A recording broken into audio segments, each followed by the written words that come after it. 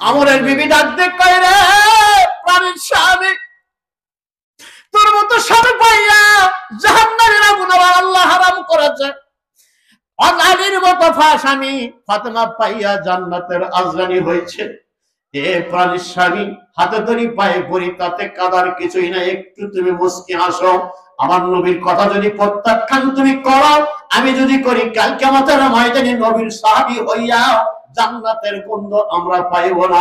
নবীর কথা প্রত্যাখ্যান করা যাবে না, রিজিকের মালিক আল্লাহ। চলো, কোনো কথা নাই, নবীর সামনে যাব। আমরের বিবি চাদর পরিধান করলাম, আর এখনকার মা বোনেরা এত বোরকা পরে, তারপরেও বাবা মোবাইল কানের মধ্যে, কয় তুমি কুটি, কয় আমি মালেন্ডাঙ্গা, তুমি কয় আমি এখনো ওই যে পেরি না, ওইটি থাকো, তুমি মুখ বান্ধে আসছি, কেউ যেন না আসেনি। হাই রে পর্দানিশী মা বোন, এবার ডাক দেখ, কয় রে প্রাণীর স্বামী, চলম নবীর দরবারে গিয়ে সালাম প্রদান করেন।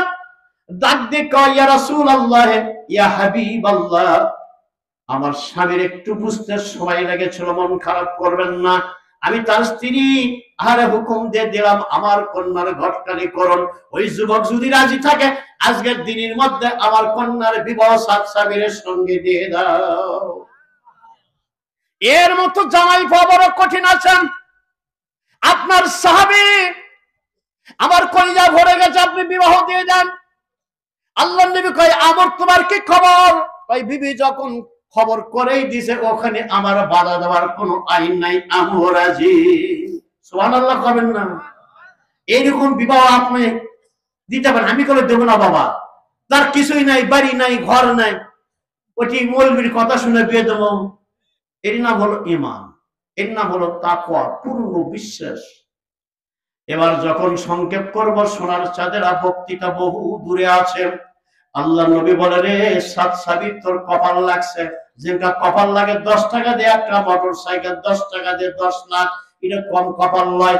ওটি কিন্তু জিহাদ করে, যত টাকা লাগে বিনাশ করব, টিকিট বাদ দেব না। এর নাম কি মুসলমান, এর নাম কি ইমানদার। ধনী করবে কে, গরিব করবে কে?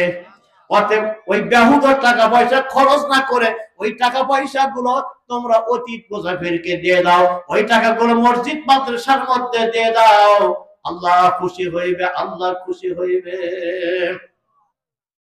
এবার ডাকবে, কই রে এ সাত সাবির, এই পত্রখানা আমি তোরে দিলাম, এই পত্রখানা লইয়া ওসমান গনির কাছে, আমার জামাতার কাছে তুই চলে যা।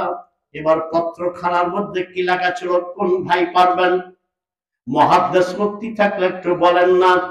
আমি ছোট হাদিসের পড়তে নাই, ছোট হাদিসের কথাও বলি নাই। পত্রের মধ্যে লেখা ছিল প্রথমে বিসমিল্লাহ, জোরে কোন সুবহানাল্লাহ। ভাত খাবেন বিসমিল্লাহ, এরপরে যত কাজ শুরু করবেন জমিনের মধ্যে, ক্ষেত খামারের মধ্যে বিসমিল্লাহ। আর কোরআন খুলবার গেলে এখানে আসে আউযু বিল্লাহি মিনাশ শাইতানির রাজিম, বিসমিল্লাহির রহমানির রহিম। জোরে জোরে কোন সুবহানাল্লাহ। সোনার চাঁদেরা আমার এবার চিঠিখানা লইয়া যায় যখন, এবার সাত সাবির হাজির হইলেন। উনি কোরআন তেলাওয়াত করতেছেন, কোরআন তেলাওয়াত করতেছে, বিসমিল্লাহির রহমানির রহিম, ইয়াসিন ওয়াল কুরআনিল হাকীম ইন্নাকা লামিনাল মুরসালিন আলা সিরাতিম মুস্তাকিম তানজিলাল আজিজুর রহিম। জোরে জোরে কোন আল্লাহু আকবার। সাত সাবির আর কোনো কথা বলে নাই, ফিরে আসলেন, চিঠি দিলাম না। আবার দ্বিতীয় দিনের চিঠি আল্লাহর নবী দিলেন, যাও রে সাত সাবির, আমার জামাতা ওসমান গনির কাছে যাও। এবার আবারও গেলেন, যা দেখে উট দুম্বার হাড্ডি